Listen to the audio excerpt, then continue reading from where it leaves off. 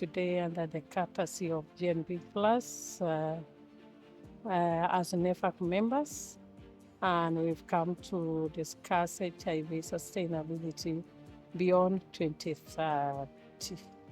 As we know, our goals to end AIDS by 2030. We've been having a lot of questions about that as people living with HIV, what will happen after 2030?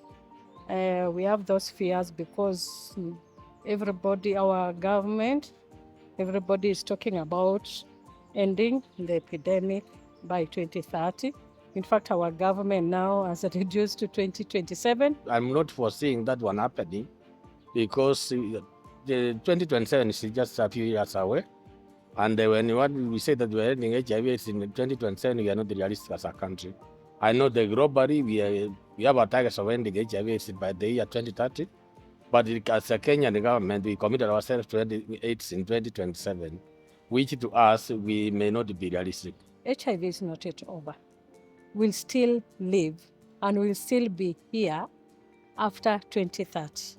And HIV will still be here with us after 2030 because there are new infections. There are those people living with HIV will still be here, will not be dead.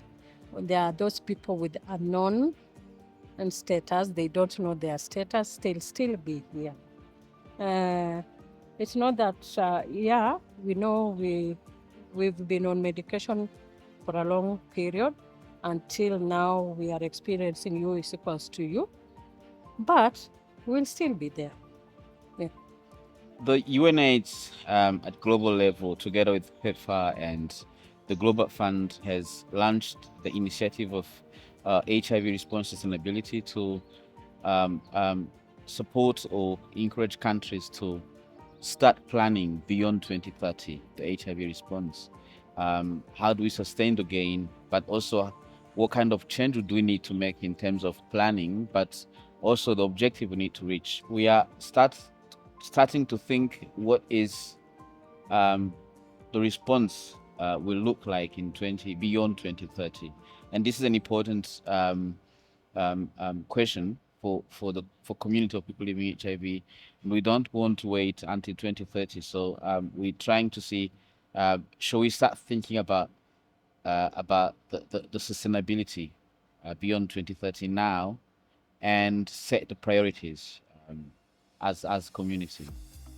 As you realize, donor funding, there is a lot of money now being cut. The global fund is coming, they will be coming to an end after 2030, and that is actually where we get most of our funds from. The government that is supposed to be committing these funds are now saying HIV is not a priority. And that's where we are worried, and that's why we are having this conversation, and we are glad that this conversation has been initiated by GNP Plus, the global network of people with HIV/AIDS Kenya, and we are saying across the globe, all national networks of people in HIV should come in and support this cause so that we are able to commit that to post our governments to commit resources to the HIV response beyond 2030.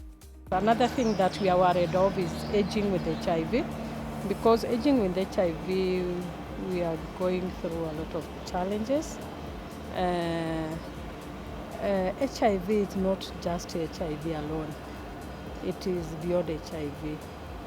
Being HIV positive, it's not only taking medication. There are a lot of issues surrounding it. For example, there are side effects, medication side effects.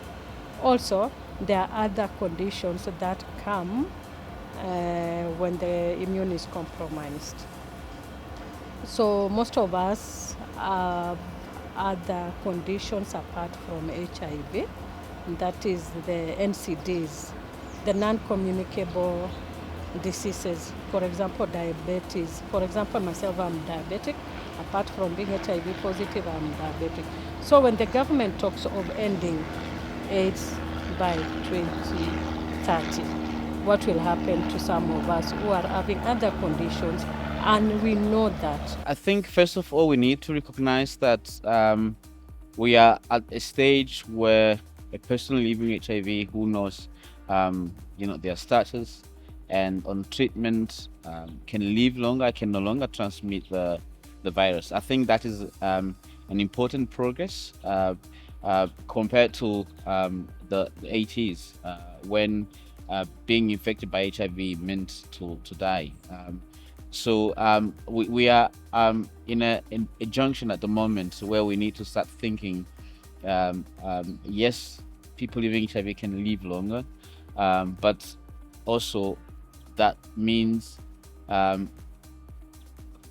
as any other population who are aging, there's some other issues that we need to consider.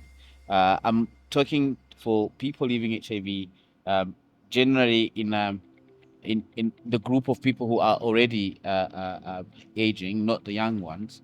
And because for the young ones, there are other considerations we need to make as well.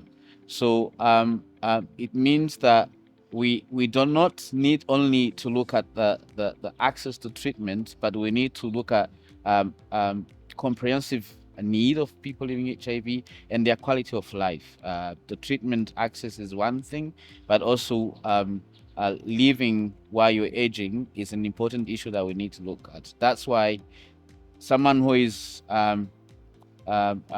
here today taking treatment and even with the viral load suppression, we have to consider other aspects of his life and other aspects of his health in general. This is the discussion that we need to look at beyond 2030.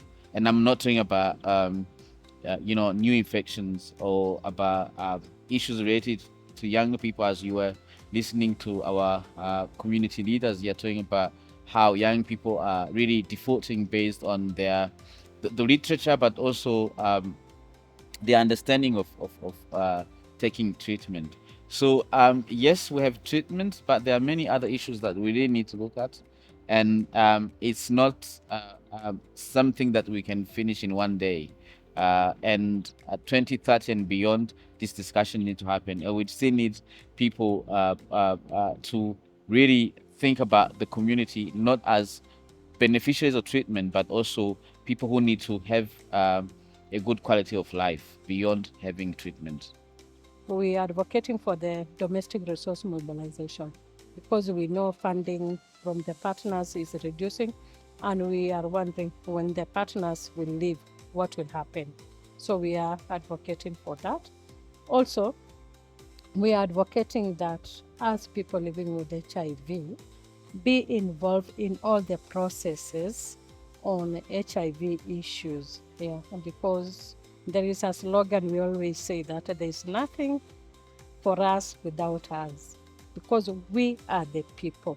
So we are also the group members, the people there, the group, they are telling the government that if they want to end to end new infections, they need to involve the communities of people living with HIV. If they do their own things without us, they are going nowhere. Yeah. We feel like our national networks of people living with HIV globally should be able to audit their governments accountable so that the governments can allocate resources for the HIV/AIDS. Because what has been happening, particularly in the African continent, most of the funds that comes in the HIV/AIDS, fighting HIV/AIDS, actually comes from PEPFAR or the Global Fund. And like now, the Global Fund, you see, we are now transitioning. By the end of next month, that's June 30th, there will be no more funding unless now we wait for the replenishment from the Global Fund. So we are saying governments need to come on board so that they can be able to support the response in HIV/AIDS. I think we have a lot to do. People are planning the response and sustaining the HIV response, sustaining the gains. They really need to listen to the community. They really need to listen. What do we need to sustain, and what are we still missing? Because we have a lot of gains. That's a fact. We cannot discuss that.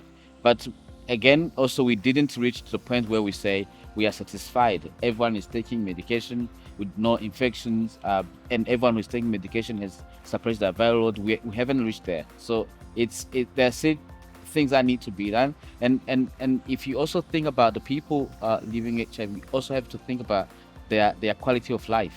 It's not that simple. So coming up with an HIV sustainability roadmap, we'll need to really listen to the community and sit down listen to them carefully and not just thinking about what is the budget implication for the government to respond to HIV beyond 2030? We have only one course, that one of sustaining the gains that have already been gained, particularly in the provision of HIV, that is ARVs. You realize that there before we could not afford the ARVs. The ARVs were very expensive, and we are worried. If we go back to that situation, then we should now be seeing most of our friends dying. Not all of us can afford the medication. They are very expensive. When they give the generic, still we cannot afford. That's why we are saying we need to join hands, and that's why we are saying we are glad that the HNP Plus has come forward to initiate this process, so that the other national networks, including the Kenyan network, that's in NEFAC, we are now able to join other networks and support the HNP Plus to distribute to reach our government. Indeed, and I think it's the journey from where we've come from, the appreciation of all the activism and the history that our movement held and continues to hold, and it's like a little bit of looking back to look forward that I think is the critical moment that we find ourselves in right now, especially with the discussion around sustainability of the HIV response. And I think just as before, and just as we have continued within the movement, people living with HIV have to be bold and brave to bring our lived experience into these conversations and center them so that people don't forget to ensure that our voices, our experiences shape whatever plans are being made for us.